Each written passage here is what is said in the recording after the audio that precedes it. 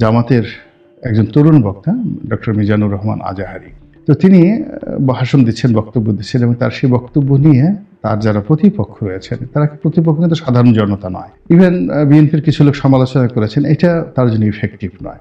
কিন্তু তিনি যাদের জন্য হুমকি, অর্থাৎ তিনি যখন কোথাও যাচ্ছে সেখানে 10 লাখ লোক হয়ে যাচ্ছে, ফলে 1 লাখি হুজুর যারা, 1 লাখি বক্তা যারা, 1 লাখি পীর যারা, লাখি পীর যারা, তাদের বাজার নষ্ট হয়ে যাচ্ছে। ফলে আজহারী সাহেবের ভুল ধরছে, ভ্রান্তি ধরছে, তাদের যারা সমর্থক রয়েছেন, মুরিদান রয়েছেন, তারা গিয়ে সেখানে বিভিন্ন দ্বন্দ্ব ফ্যাসাদ তৈরি করছেন। তারপরে শেষে আজহারী সাহেবকে অপদস্থ করার জন্য পিছন থেকে ভুয়া ভুয়া শব্দ বলছেন, বিশৃঙ্খলা তৈরি করছেন, এবং এইরকম একটা বিশৃঙ্খলা তৈরি হয়ে গেল সিলেটে অতি সম্প্রতি। এবং এই জিনিসটি এখানে থেমে থাকবে না, এই জিনিসটি থেমে থাকবে না। এর কারণ হলো জনাব আজহারী, তারও ভক্ত রয়েছে এবং তার পিছনে জামাতের মতো একটা বিরাট শক্তিশালী সংগঠন রয়েছে। তো কাজেই যে সকল লাখ টাকার বক্তা, যে সকল হেলিকপ্টার বক্তা, যারা আবার নিজেদের কে অনেকে বাগদাদের অধিবাসী মনে করেন, অনেকে মক্কার অধিবাসী মনে করেন, কেউ হয়তো দেখা গেছে নিজের নামের পাশে সি, তারপর শেষে জি, রি, এগুলো যুক্ত করে নামের শেষে, নতুন নতুন অদ্ভুত মাদানি, যেমন একজনের নাম মাদানি। এখন তিনি কি করেছেন বলা গেলে, কেন তিনি মাদানি? তিনি মদিনা শরীফ গেছেন, এই জন্য তিনি মাদানি, বা তিনি মদিনাতে পড়াশোনা করেছেন, তিনি মাদানি। আর একজন বললেন যে না, মাদানি লেখা যাবে না। আর একজন বলছেন যে আজাহারি, বলছে যে আমি আল আজহার বিশ্ববিদ্যালয়ে পড়েছি, এই জন্য আমি আজাহারি। তো এই বিষয়গুলো নিয়ে নিজেরা তর্ক করছে। একজন বলতেছেন আমি অমুক সি, অমুক বি, অমুক ডি, এরকম।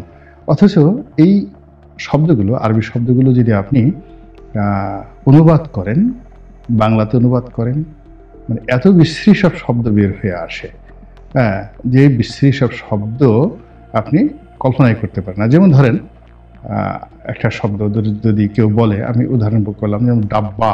তো ডাব্বা শব্দটি পশু, জাস্ট অ্যানিম্যাল, ডাব্বা। তো এরপর যদি আপনি তার সাথে আবার যুক্ত করে দেন ডাব্বাস, ডাব্বাস, তাহলে এটা হয়ে যায় ফল বিক্রেতা বা ধরুন কোনো শরবত বিক্রেতা, ডাব্বাস। আবার যদি আপনি বলেন ডাব্বাসি, ডাব্বাসি, তাহলে ডাব্বাসি কি হয়ে গেল? সেটা হলো ফল বিক্রেতার বীর্যে, ঔরসে জন্ম নেওয়া একজন সন্তান। মানে আপনি যদি বলেন যে আমি ডাব্বাসি, তাহলে আপনি মানে একজন ফল বিক্রেতা, ডাব্বাস, সেই ডাব্বাসের পুত্র হতে হবে, আদারওয়াইজ আপনাকে কি বলা হবে?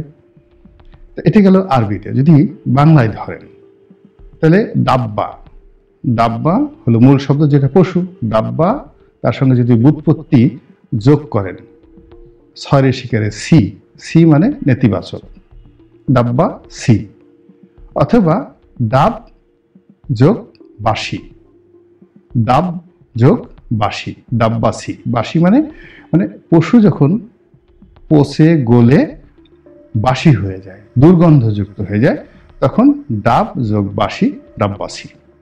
তো এইভাবে আপনি শব্দগুলোকে যদি বাংলা বা আরবিতে আপনি ব্যাখ্যা করেন, মুহূর্তের মধ্যে আপনি এমন সব বিশ্রী জিনিসগুলো নিয়ে আসবেন যেটা আমাদের সাধারণ আমজনতা জানে না। কিন্তু এইগুলো তারা করে মূলত হীনমন্যতা থেকে, নিজেদেরকে অতি মানব, মহামানব, বড় মানব মনে করতে গিয়ে সে নিজের অজান্তে নিজেকে অভিশপ্ত করে ফেলে। এবং এই পুরো জিনিসটি আমাদের যে ধর্মীয় অঙ্গনে যে সম্প্রীতি ছিল, মহব্বত ছিল, এক পীর আর এক পীরকে যে সম্মান করতেন, এক বক্তা আর এক বক্তাকে যে সম্মান করতেন, এই জিনিসগুলো নষ্ট হয়ে একবার যদি মারামারি, হানাহানির পর্যায়ে চলে যায়, তাহলে আমরাও পাকিস্তানের মতো একটা ব্যর্থ রাষ্ট্রে পরিণত হব। আল্লাহ আমাদের এই ফিতনা ফ্যাসাদ থেকে রক্ষা করুন, হেফাজত করুন। আসসালামু আলাইকুম ওয়া রাহমাতুল্লাহি ওয়া বারাকাতুহু।